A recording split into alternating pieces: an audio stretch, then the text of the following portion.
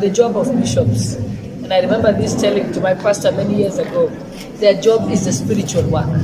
Let them leave the business of running the country to those who are tasked with the job of running the country.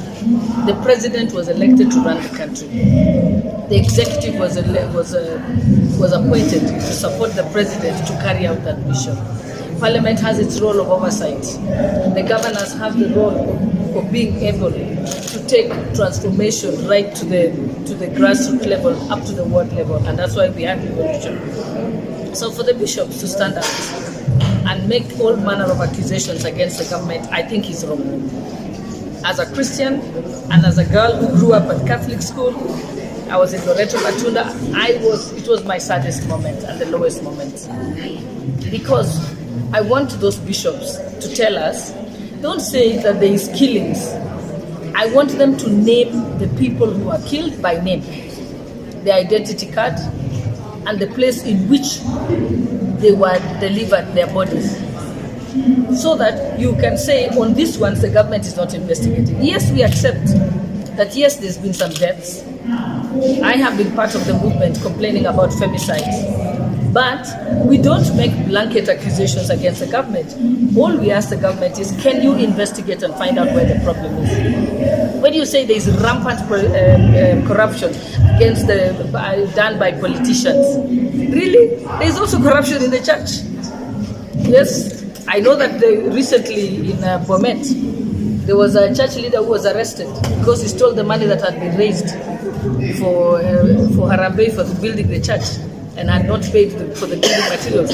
So I think this is, don't make societal problems and then sort of heap them onto one part of the society. I think it is the job of bishops to pray for us and to keep us in prayer and to hold us in prayer. Must protect the life of every human person in Kenya, as stipulated in our Constitution of the Republic of Kenya, Article 26.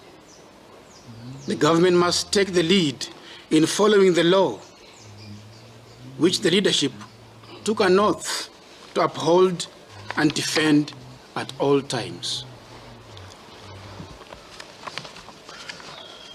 Culture of lies, NHIF, unkept promises, and misplaced priorities. The culture of lies is swiftly replacing the integrity and respect that Kenyans deserve. Basically, it seems that truth does not exist, and if it does, it's only what the government says. Unfortunately, it seems that the Kenyans have helplessly tolerated the lies told to them constantly by politicians. Kenyans must learn not to applaud or validate the lies